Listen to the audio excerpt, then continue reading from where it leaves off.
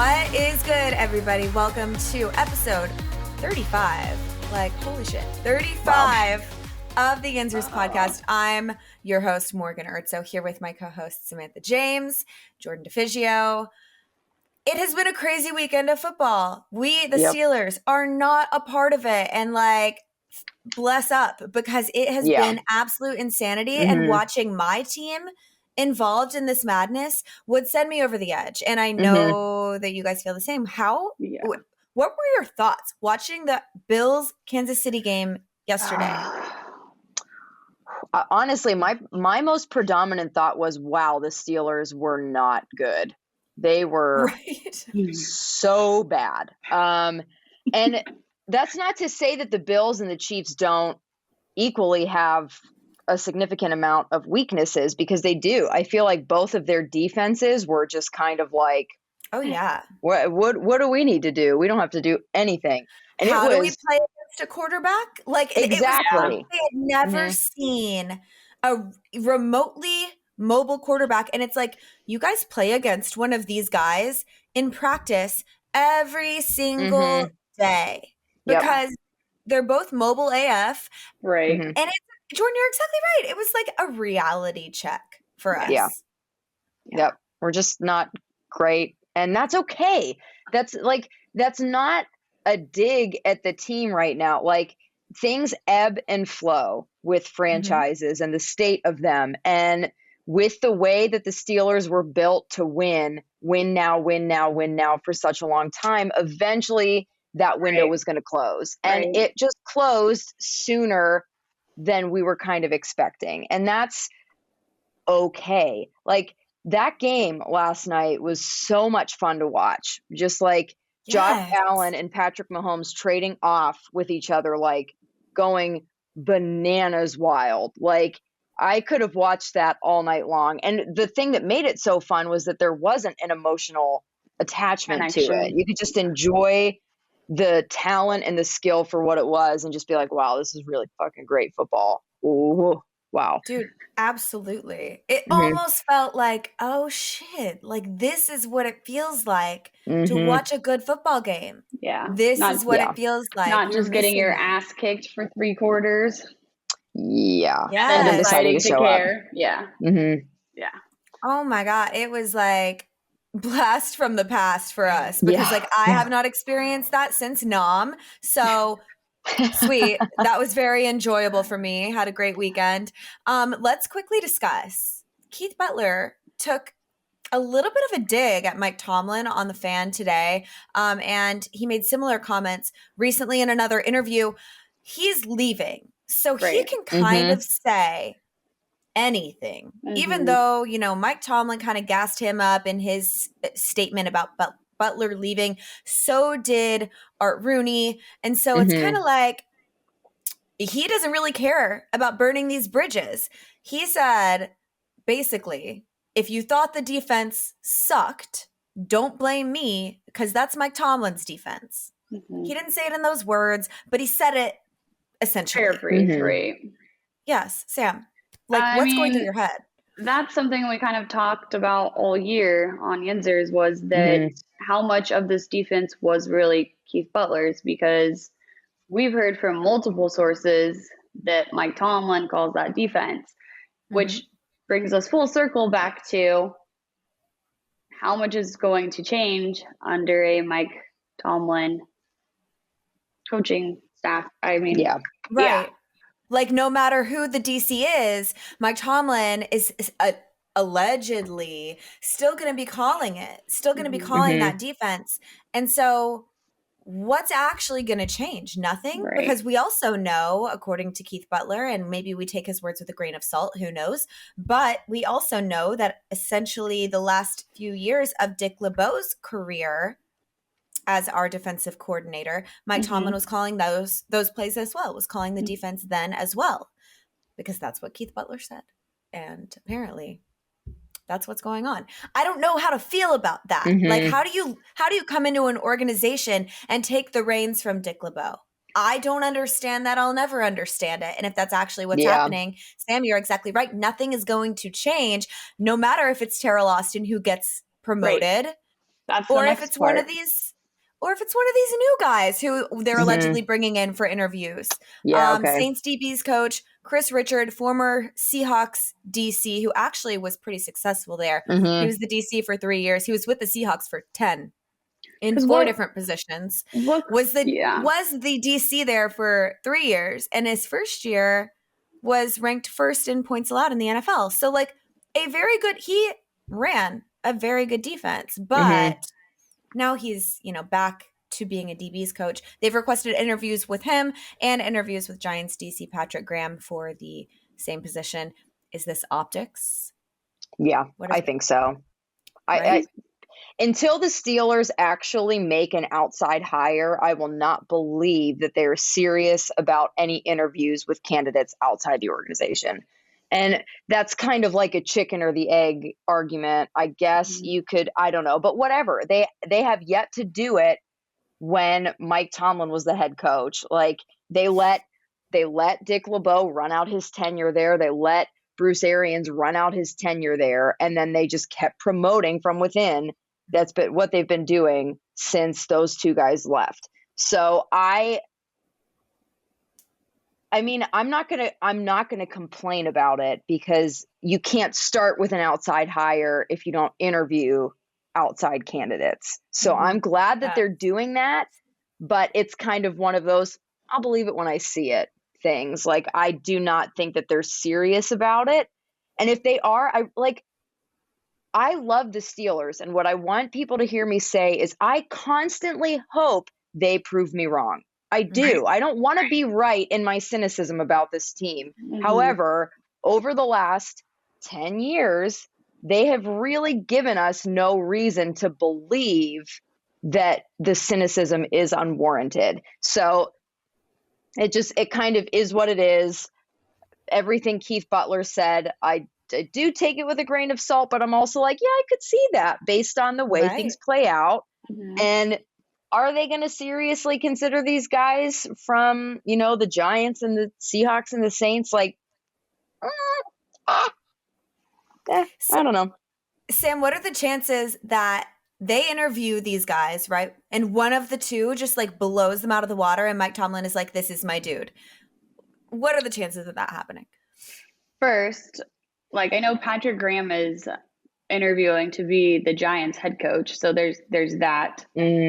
Also, I don't know what coach hearing these comments today from Butler would be like, oh yeah, I want to take a job just so an entire fan base can hate me because I'm actually not going to be calling these shots. Like if you're given an opportunity to do a job and prove yourself, especially in the NFL, right? I mean, your work is on display for millions of people to see every single week, what you're putting on the field, what schemes you're putting together. Like, I wouldn't want to put my name on that. I'm going to be completely honest. Like, No, you're exactly right. That is such a good point and lends itself to the belief that that's why we keep hiring internally because there's a level of control that Mike Tomlin is not willing to relinquish to these assistant coaches and these offensive and defensive coordinators. That makes a lot of sense. And so while we're taking everything Keith Butler says with a grain of salt, because he just like fanned the flames of these fans who already don't trust what Mike Tomlin is doing with these coordinators, but he's put this team in a position where they bring these guys in for interviews and they're going to be like, well, if I'm not actually getting the job, if it's not going to be the same job description that a defensive coordinator typically has, then I'm just here to be a fall guy, essentially. That's not a job that I would want. I sure as shit wouldn't want that job. Someone else's failure falls on my shoulders and then I'm the one getting fired for it. Not so much. I also don't think that the issues with the defense are coordinator based. I don't think that Keith Butler was an entirely terrible defensive coordinator. Number one, because we don't know what the fuck he actually had his hand on. And number two, the defensive issues that we had this year were the result of two things: the offense and injuries. I wouldn't say that it's a full coordinator, play calling, scheming failure. So it is what it is. That's just a a weird situation. I don't know that we'll ever know the truth about what goes on between Mike Tomlin and his coordinators. I don't think that we'll ever know.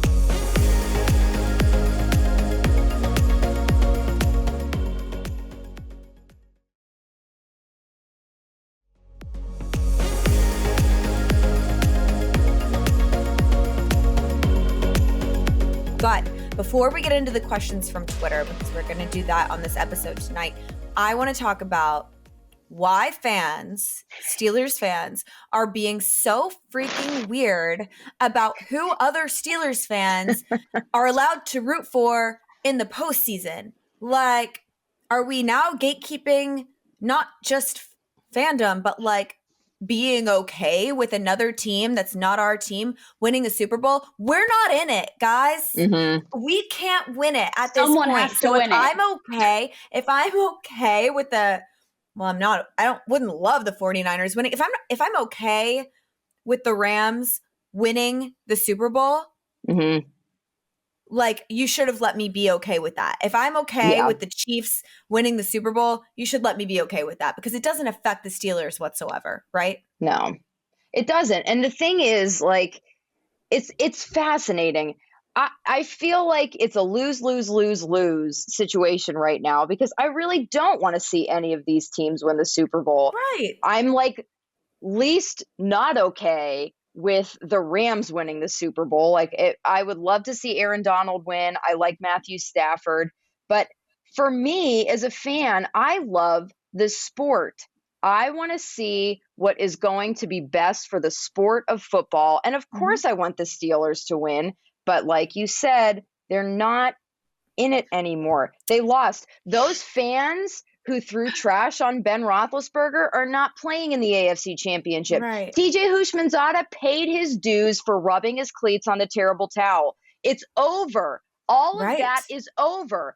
I think Joe Burrow's a really cool dude, and he's a fucking awesome quarterback. I like watching him and Jamar Chase light it up on the field. I hate that they're in our division, but football is fun to watch. I think that this game is going to be great. And if my team, the Steelers, cannot be in it, I want to see fresh blood in there every year. I don't want to see another dynasty. I don't want to see the Chiefs in there every single year, because guess what? Their defense is ass. When they play games, terrible. Like, Patrick Mahomes is great, but as soon as their defense takes the field, it's like snooze fest. This is not like last year's Super Bowl was meh.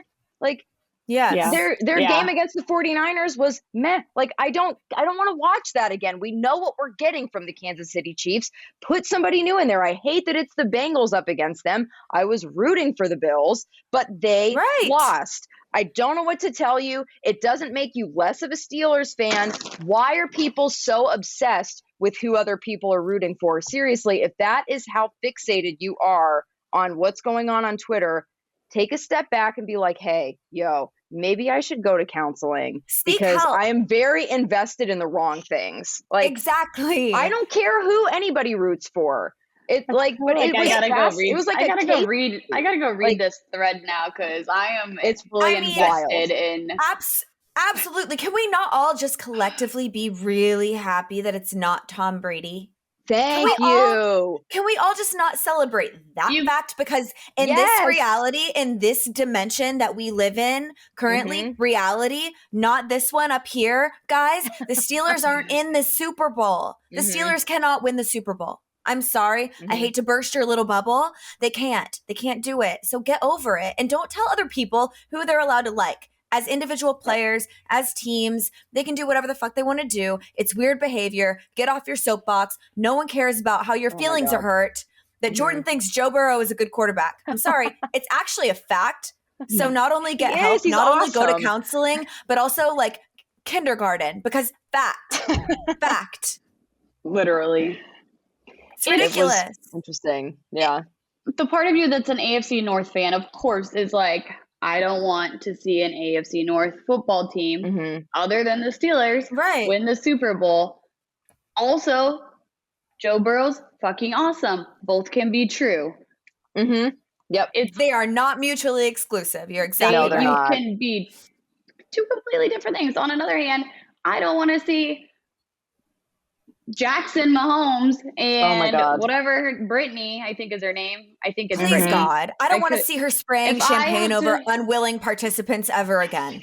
Children ever again. Scream. Like that might as well just be Tom Brady, because that shit is annoying. Let's talk about that for a second. Because okay, like people who come to rush to their defense to say they got excited about a win, blah, blah, blah. Okay, yeah, people get excited about victories, and that's normal. But it's these two people in particular all the time. Only validation comes from either being related to or dating, and the mother of the child of the best quarterback in the league, that makes them feel like they have the right to behave however they want, fuck everyone else. That's what drives me bonkers. They don't have any understanding of how their actions come across to other people. Yes, very little self-awareness. They think, oh, because I have Patrick Mahomes' baby or I'm related to him by blood, we can just be clowns and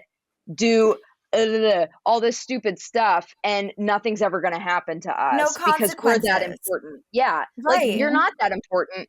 Get excited about the win, but this just all feels so showy to me. It's juvenile and it's embarrassing. Like, there is no way that Patrick Mahomes comes home after a game and says, Brittany, I get it. We're all excited, but could you shut the fuck up? You're embarrassing me. Like, there is no way that dude is okay with that. No one would be okay with that. No one would be okay with that. It's such an embarrassment. Act like you've been here before, because you have. Because you have. Yeah. Like, I get it. It's exciting. I don't want to fault them for being excited at the same time. Like, learn how to conduct yourself. Yeah, you're in public. It's not like you're at home. Yes. It's not like the crazy Yinzhers who toss below you. Yeah.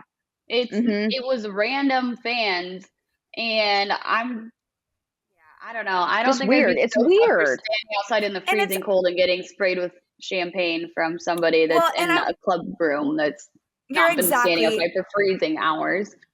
Spot on. I didn't even think about the weather. That's such a good point. Oh and my God. The last thing that I want to say about this before we get to questions is like, what it comes down to at the end of the day, when you really think about why anyone has an issue with all of this, is like, there's such a lack of respect from Brittany and from Jackson. That's just like kind of astounding.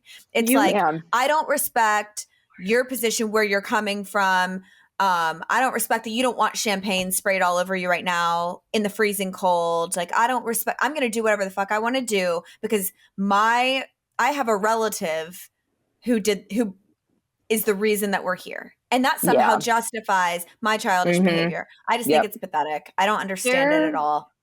A couple weeks ago, I don't know if you guys saw it floating around, a bar in Kansas City actually made like a huge Instagram post about Jackson Mahomes. That.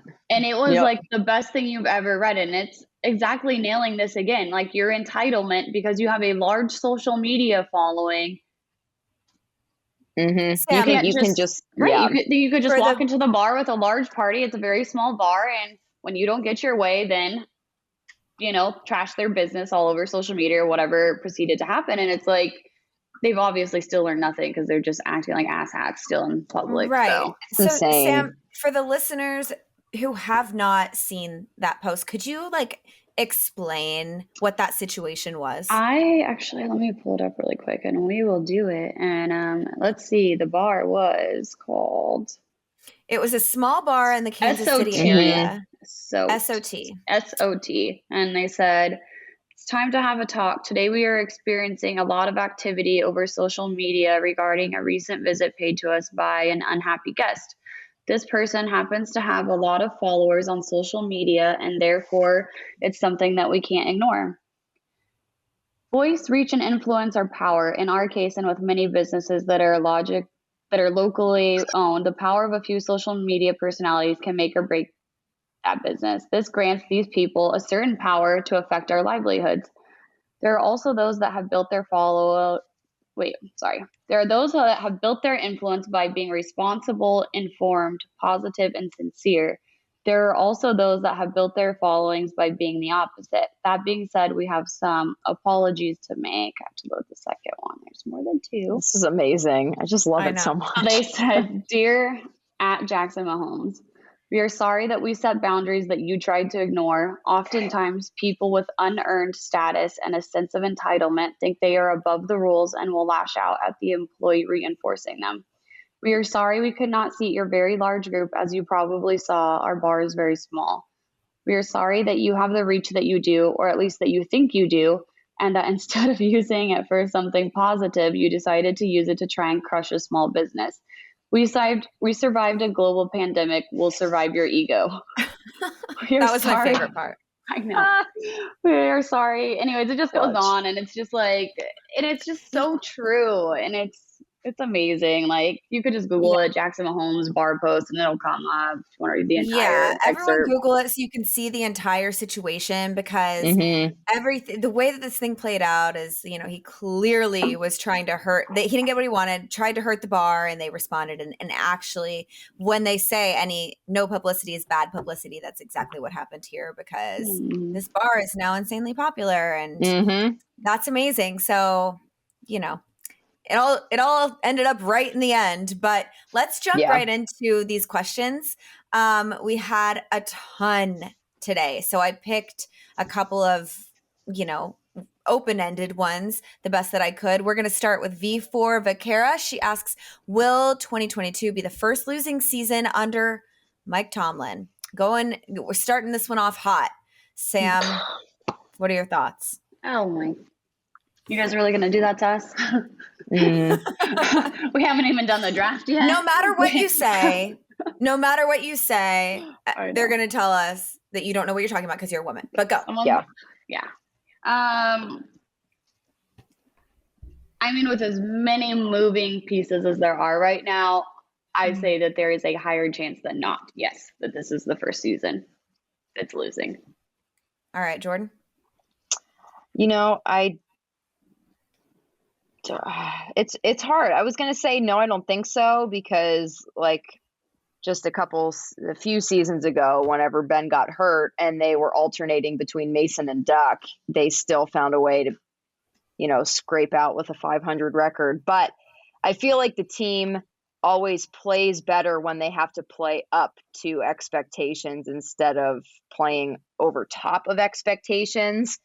I don't know. I have a feeling that because that's such a pride point for Mike Tomlin, he's not going to let that happen. Not on his watch. He's going to at least, well, now you can't be 500 because they added that extra game, but I think that they'll be at least 9-8. I think they'll find a way to scrape out these wins, no matter how painful, so that the standard can continue to be the fucking standard. That's what, however low that bar may now be. I mean, looking at our opponents, we have Atlanta, obviously, Baltimore, Cincinnati, and Cleveland twice. Carolina, Miami, New England, the Jets. That's just like classic trap game right there. Yep. New Orleans, Tampa Bay, Buffalo again. Like, why do we keep having to play Buffalo every year? What the hell? It's insane. Indianapolis, Philly, and Las Vegas once again. So looking at that schedule, like, it's not as tough as it was this year, right? Like, not as bad as this year. And we still managed to come out with a winning season. So, I'm going to say no. Then again, we don't know who the quarterback is going to be. We don't know. And it could very well be Mason Rudolph or Dwayne Haskins. If I was a betting woman, which I am, it's not going to be either of them. It's not going to be either of them. So, y'all can just chill.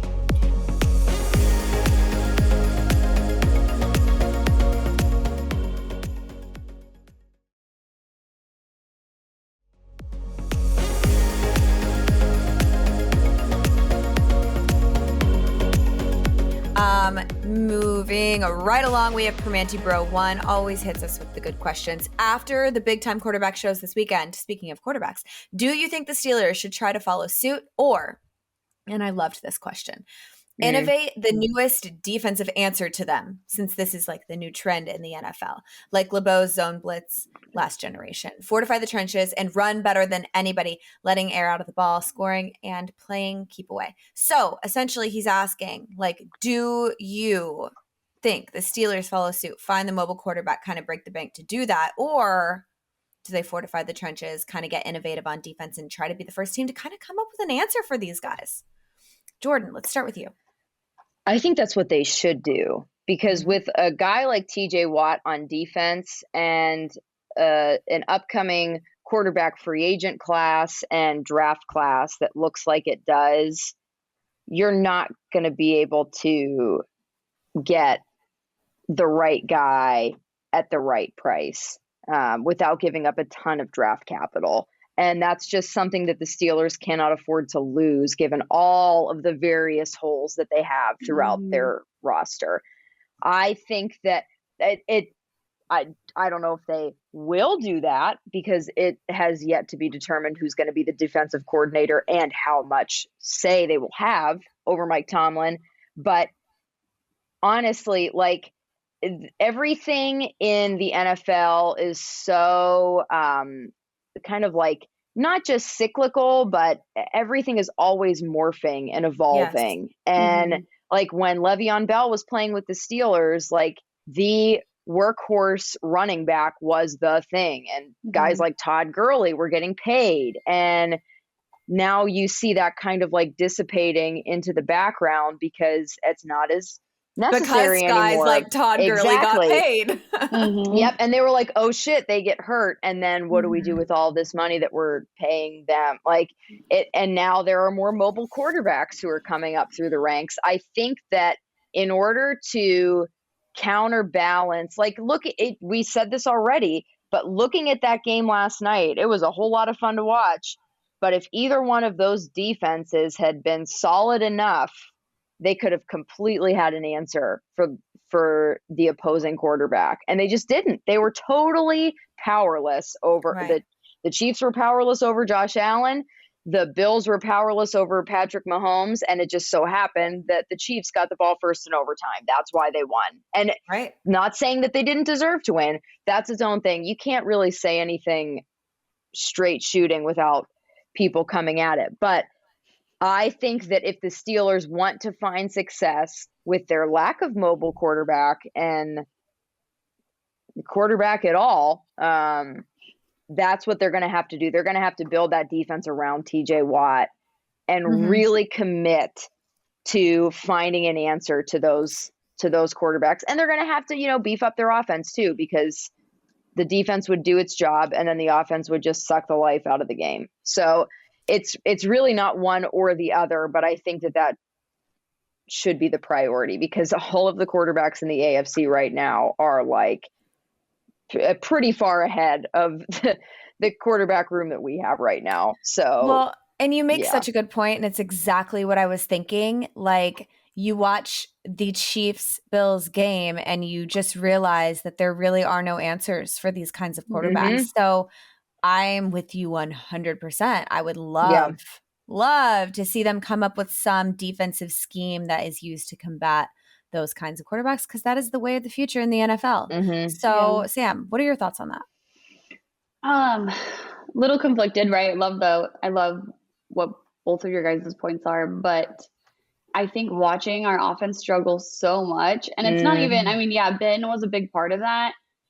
But if we can't score on offense, it doesn't matter what we're doing on defense, because we're not scoring. And the defense was getting so freaking gassed because the offense is on and off the field and it's 3rd and 25. And it just so like, does it even matter what our defense is doing? How our defense is schemed up if the offense is worse or just as good as it was this year? Right. Yeah. So you could have all those defensive schemes, and they're not scoring, but neither are we. No, you're exactly right. you're exactly right. One of them is pointless if we don't fix the offense first. Mm-hmm. So I love that answer. All right, next question. We have Trab Thibodeau. He asks, should the NFL consider changing the overtime rule to a full quarter for the playoffs? Sam, I'm going to start with you. Yeah, I'm so sick of overtime. Also, ties should just not be allowed. You just play until you win. I don't care if it takes 2 quarters after the game is over. Somebody has to win. Right. But what about the playoffs when they do this whole the first, if you get in the end zone, game over for the first team. That does it. No, I think it's bullshit because it's an unfair advantage. Yes. Because basically 100%. Whoever wins the coin toss is basically guaranteed to win. And it's a crapshoot. It's luck of the draw at that point. Right. It has no bearing whatsoever on somehow earning the right to start with the ball in the game. Maybe that could be a thing. But I mean, I have my own opinions on this. Jordan, I want to go to you next. Yeah. It just feels like another one of those areas where the NFL is just incredibly confused because if you're going to make it sudden death, then make it sudden death across the board. But you don't have it sudden death. So yes, give each team an opportunity to have the ball, especially in a game like yesterday. And there were things that the Bills did down the stretch in the fourth quarter that did not quite make sense to me, like their clock management. What are you doing here? But both of those teams, their defenses just collapsed. They couldn't stop anything. And I think that not only just it doesn't make sense to have it be so abrupt, okay, you got the ball, you scored, you win, yay. It robbed us of some really potentially incredible extra football. We got one more drive from the Chiefs. Okay. All right. I wanted to see Josh Allen have the ball again. Yes. If Patrick Mahomes got an extra shot, give Josh Allen an extra shot as well. I think it's ridiculous. I think there are ways, because I understand they don't want these games to go on forever. I get that. There's a better way to ensure that the games don't last forever. Make it so that each team gets the ball, right? Doesn't matter who wins the coin toss. Each team, whoever gets the chance to score first, the other team will get a chance to answer to those points. I think that if they make it so that in overtime in the playoffs, you cannot kick the extra point, you have to go for 2. That gives us a 50% more likely chance that one team will convert and one team will fail. Right. Yeah. Do that. It's literally so easy. It's literally so easy. Do that. Yep. And if they get a second possession, then it's the first to score. Do that. If you score 8 points, you're 100% either winning or making it to the second chance to score. Right. Yeah. Do that. Simple answer. Yeah. Moving on. God, it's so stupid, Roger Goodell. All right. Chrissy Garcia, 92, asks, as Steelers fans, which team would you like to see in the Super Bowl? And ultimately, who would you like to win? Jordan, let's start with you. I don't, again, we've kind of covered this. Yeah. I don't want to see the Chiefs in another Super Bowl. We've been there. We've done that. I know that means that the terrible towel kicking, trash throwing Bengals are going to be in the Super Bowl. That doesn't mean that I want them to win the Super Bowl. I wish that we weren't in this situation, but sometimes because of the way that the NFL playoffs are set up, we are destined to lose no matter what. Right. I just want to see good football. I think that a matchup of the Bengals and the Rams would be spectacular because the Rams have an ultra-powered offense, an incredible defense. The Bengals, Joe Burrow and Jamar Chase, I just love watching them. Even Joe Mixon, just everything they have going on offense. Their defense can kind of keep up. It's going to be, I want the Rams to win ultimately. I don't want the Bengals to win the Super Bowl. But at the end of the day, I'm still going to sleep the same, regardless of who wins the Super Bowl. It's not going to be the Steelers. They're not in it. I would like to see Rams coming out over top of the Bengals. And wouldn't that be fun to watch the Bengals make it all the way to the Super Bowl finally and then self-destruct and lose? Yes. So I just like, there are different victories to be had in every stage of the playoffs. Enjoy it. Enjoy it for the spectacle of football it is, because it's going to be good. If last weekend was any predictor of what's to come, that's what I want to see. Sam, what about you? I'm pretty sure we're all going to give the same answer in this. Yeah, if you're giving me the choice between Bengals, Rams, and 49ers, Chiefs, give me Bengals, Rams all day long. That's the game I want to watch. What about Rams, Chiefs? Nope, I don't want to see that. I'm kind of with you guys. I absolutely hate the idea of the Niners going. So like put that out of your brain. Right. I do not want that. I hate that more than the Bengals going. 100%. Yeah, same. Chiefs bother me a little bit less. So for me, as long as it's not the Niners, I'm cool. I'm also not going to tell you who the fuck to root for. It's not our team. I like individual players. Like I like Joe Burrow a lot. I'm an LSU fan. My boyfriend won a national championship at LSU. I was at the game when LSU last won the national championship. So I like Joe Burrow. I like Jamar Chase. Do I like them when the Steelers play them? No, I fucking hate them when the Steelers play them. But we're not playing them. And it doesn't hurt us at all. Like if the Niners won, it would kind of hurt us because they'd get their 6th. And it's like, well, we're not as elite as we thought we were. Right? Yeah. So, and it would be more recent, and that would just be so fucking annoying. So I'm dropping so many F-bombs today, guys. I'm very sorry about that. Frustrated. I'm passionate. I got engaged on Saturday, so I'm fired up. But I think I'm with you guys. As long as it's not the Niners. To be fair, I'm not that invested in any of it. I just want it to be a good game. As a fan of the sport of football, please just let it be a good game. Please. And please stop telling people how to be fans. Yes. Stop. It's weird. Just let them be fans of football. Go care about something else. I promise you. There's so much more in life to care about. I promise. My advice to you. Before we wrap things up, it's, our first off-season episode this year. So we just wanted to thank all of you for hanging out with us for the entire season and, having, trusting us to like provide good content and talk about good stuff and sending in your questions. And like, you guys make this show so great with your questions and interacting with us in the live chat on YouTube and Twitter, like all of this and the community that we're kind of building over here is the reason that we do this. And, I just want to say thank you. And Sam and Jordan feel the same way. If y'all want to say anything.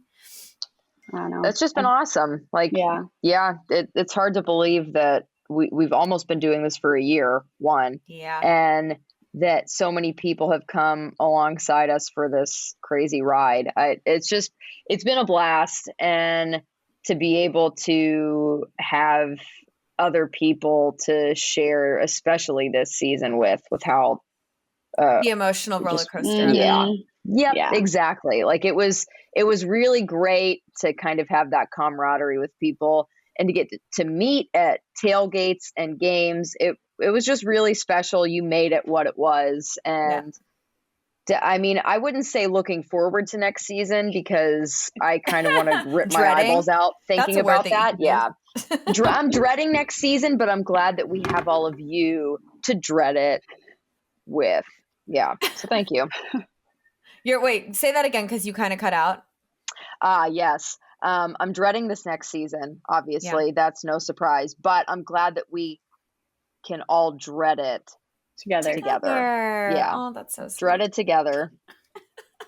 Misery loves company. It is. I mean, we survived COVID.